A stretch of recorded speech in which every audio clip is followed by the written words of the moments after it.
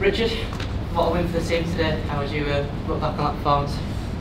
I thought it was a great game. I thought it was the value for both sets of supporters. I'm sure obviously Featherstone will be disappointed if we're not to win, but I thought their effort was very good. They never gave up. Obviously they got a try at the end as well.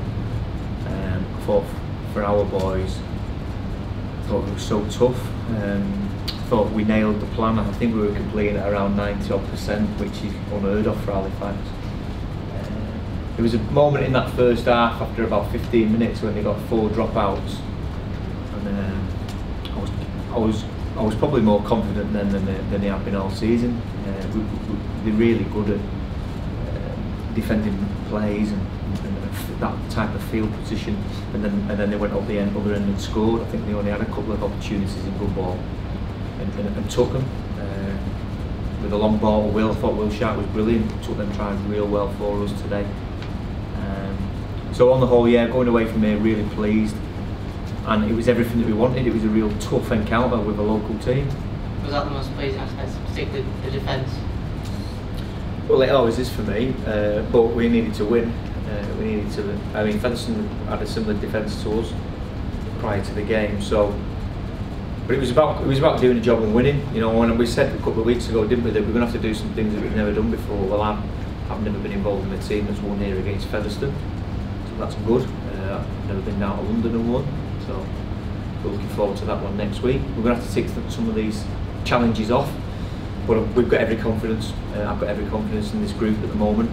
But we're not getting carried away. There is still a long way to go. There'll be a couple more twists and turns, I think. So yeah, so we firmly keeping our feet on the ground after that. Terrific atmosphere as well today. How much of an impact did that play in the result? Well, I think that's one of the reasons why as well. The atmosphere was fantastic from both sets as well, and it needed to be. I thought, you know, these top games in the championship, as I said, they really value. I think, you know, the skill levels and the commitment. I mean, that's what you want. You want attitude. You want to pay to see attitude, to see 2 teams going at it, and we had that today. You know, I was really pleased with our boys. I thought our team, as I said, played really tough. It got a bit messy. The game got a bit messy. I thought the referee handled it very well.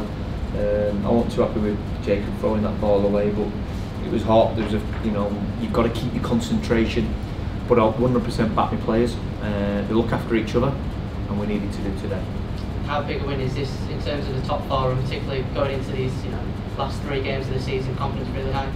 Oh, it gives us a platform, doesn't it? It gives us, we're in a better shape than if we'd have lost. I don't think it would have been a problem if we hadn't lost. You know, there's still a lot to play for. I probably feel the same for Featherstone. There's still a lot to play for. I know they won't be too down about that. I think the intensity of the game probably took a bit out of both teams. The physicality of the game and the conditions, but our pitch is in fantastic condition. It really suited the way we played today. I thought Scott Morell, I thought our captain was outstanding.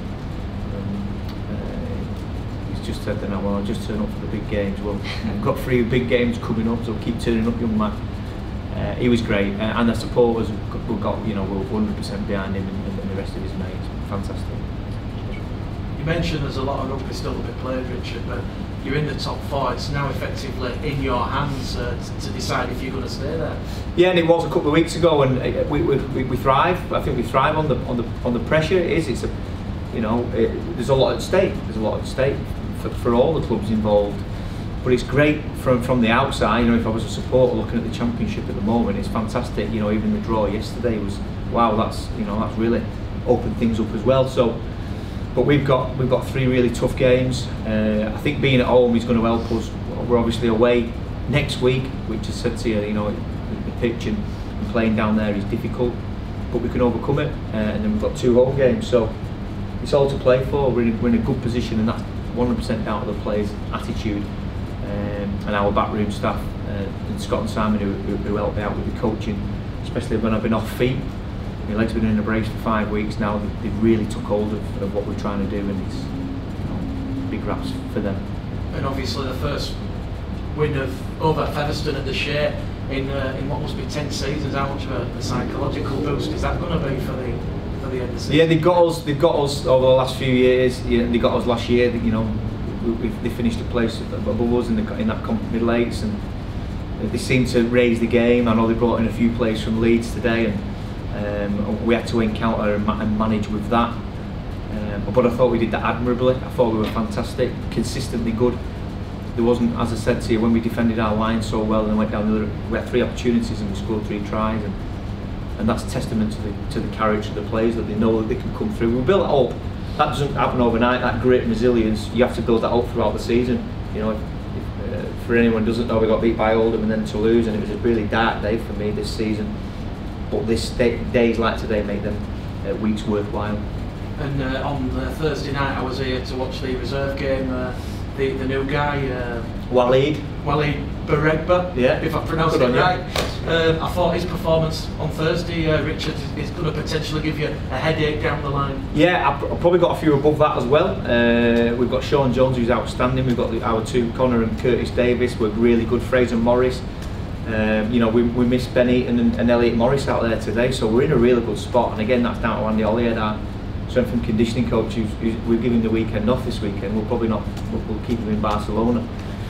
He had a prior commitment, but yeah, that's what we wanted. That's wanted a vision 4 years ago when I came here. Reserve grade, everybody pushing each other, and we've got that. We're not relying on, you know, on it. We're creating our own destiny really here. But I really don't want to get carried away. There's still a lot to go. If we can go down London and have a good, I thought we had a good week of preparation this week. I thought our prep was really good, regardless of the team that we were facing. So we'll need the same prep this week and go down there with a real good game plan. Hopefully, fingers crossed, everyone's come through fitness-wise. And just finally from me, Richard, you probably get this question asked numerous times, but is it frustrating when you see games like yesterday and today, there's no real TV exposure for the rugby league aficionados? Yeah, but yes, I did do. I mean, the Bash was an outstanding. I thought there was some really good games. We played Featherstone there. That was probably one of the best games we've been involved in. You know, to and fro, and for sheer excitement. But they're like that every week. But you know, the investment is in Super League, and you know, there's obviously that's the Premier competition. We're not in that. Featherstone aren't, but we still put a Premier performance up today, and hopefully we'll do that again next week. Cheers, Rich.